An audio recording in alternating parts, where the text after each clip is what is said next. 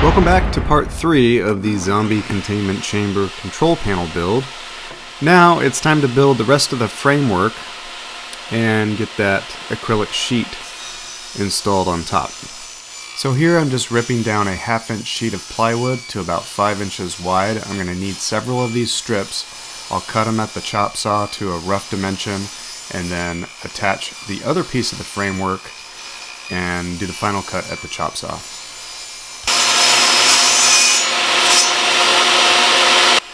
Now here I'm just ripping some more of that 3/4 inch scrap plywood that I had left over from my HO model railroad layout, and I'm making these strips about 7/8 inch wide each, and that will serve as the face frame that the acrylic panel will rest on.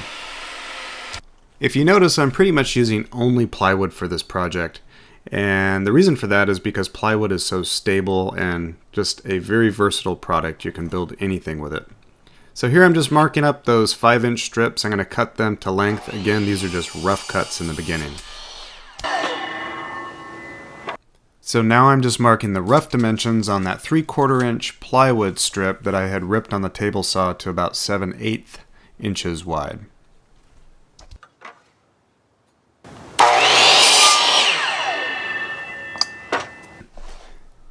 It was really important for me to sand all of these pieces separately because once it's installed inside that box, I'm not going to have access.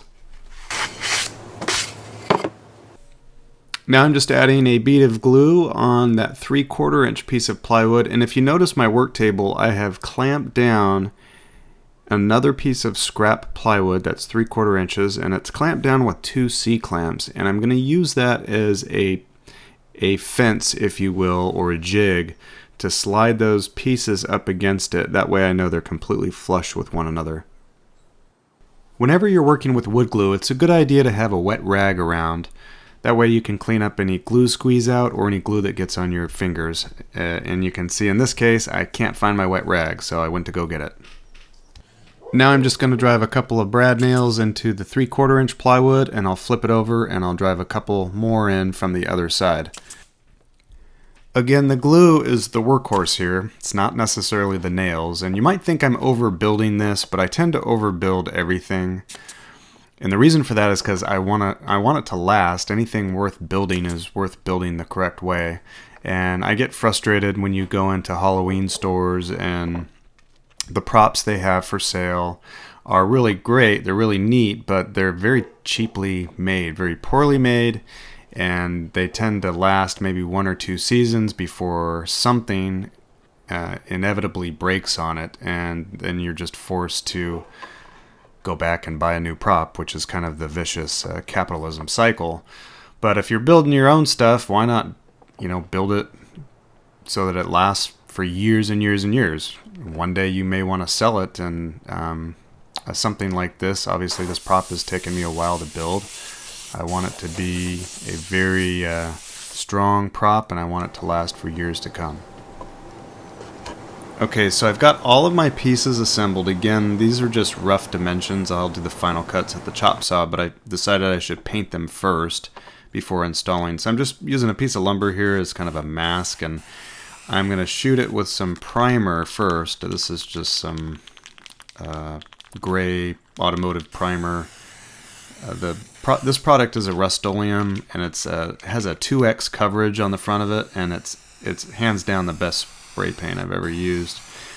I'm going to use the same with a white color, but I noticed that if you try to shoot just the white without any primer, even though it alleges it's white and primer mixed in one, you just don't get a really good bright white at the end. And again, I want this to serve as sort of a reflector to bounce that light and keep it very soft for when it comes up through that acrylic. You want that light really diffused.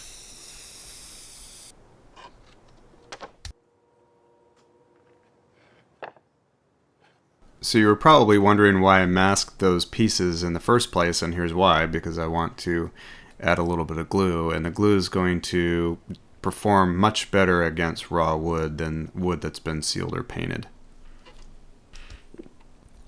So I'm using a level stretched across each edge of this box, and the reason for that is I want to make sure that this face frame is completely flat and parallel with the surround of the box. That way when the acrylic is installed, it'll be nice and flat with no high spots or low spots.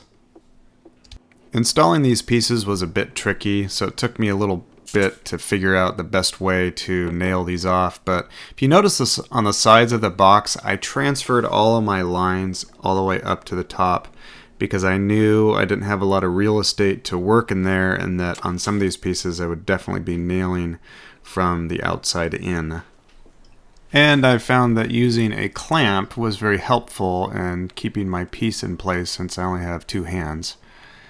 And notice I switched to a larger nail gun. I'm using a 16 gauge, I think 1.5 inch nail, just to get through the exterior 1/2 inch plywood, that 3/4 inch plywood down at the bottom for the bottom frame, and then into the 1/2 inch plywood of the top of the frame.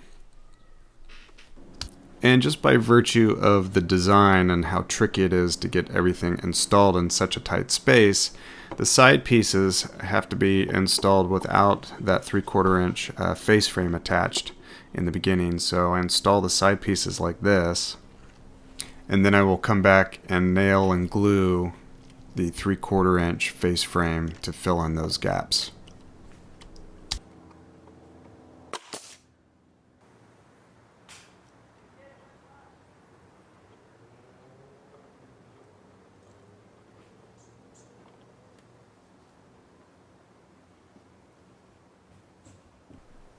Now I'm just checking to make sure that this piece, this face frame piece, is absolutely level and not overhanging at all. So because there's only about a 3/4 inch gap that goes all the way around, it's got to be completely clear of those lights so that it doesn't cast any funky shadows or anything.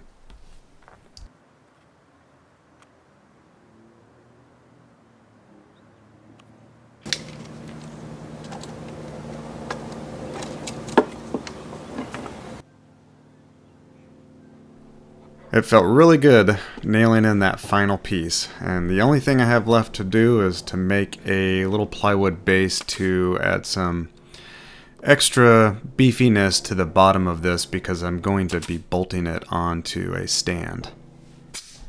So I cut out a piece of 1/2 inch plywood and then beveled the edges to 45 degrees just using the table saw. Just going to add some glue here and use lots of nails and clamps, and we'll be ready to add that acrylic top.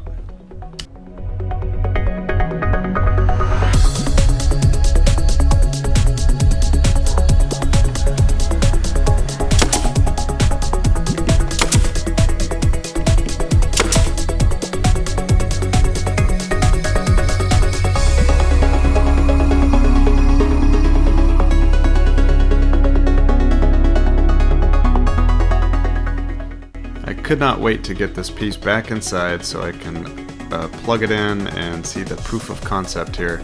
The only thing I have left to do is I need to cut an access hole for the cord because I want to test it again after I get the acrylic sheet on there. So I cut a small hole in the bottom of the box, which I didn't film. But anyway, let's get the acrylic sheet on there. So now I have installed a special blade inside my table saw. It's an 84 tooth laminate and non-ferrous metal cutting blade. And I've never used one before, and I was really impressed with how easily it cut that acrylic sheet. I wouldn't try cutting something like this with just a regular rip cutting blade. My experience trying to cut acrylic with saw blades or any type of plastic with just regular saw blades, it normally doesn't give you good results. It can break the acrylic sheet, and also it's a kickback danger.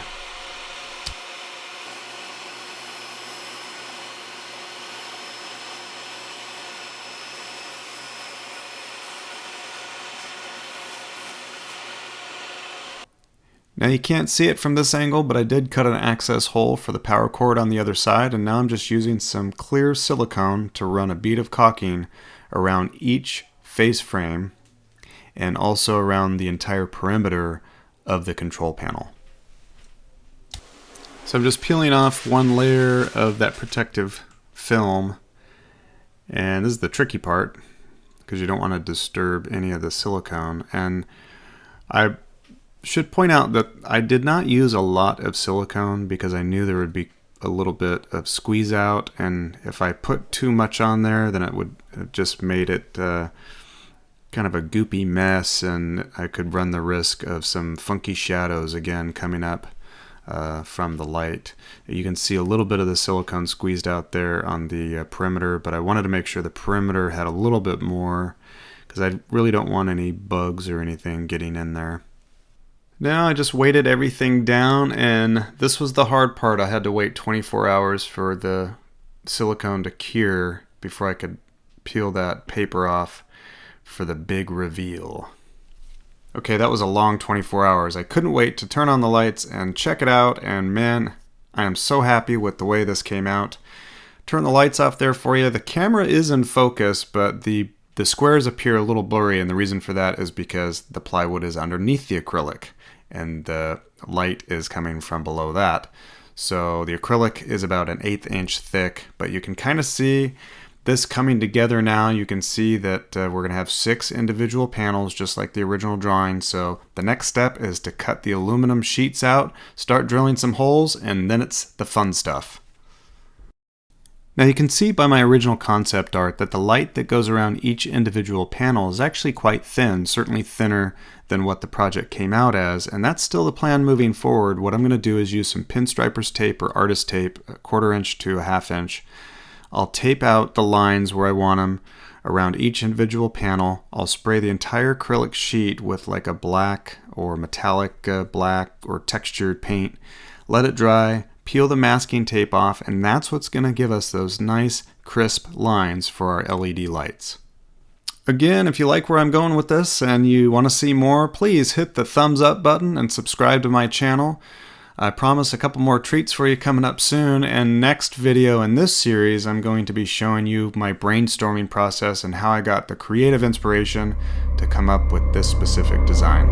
Thanks for watching.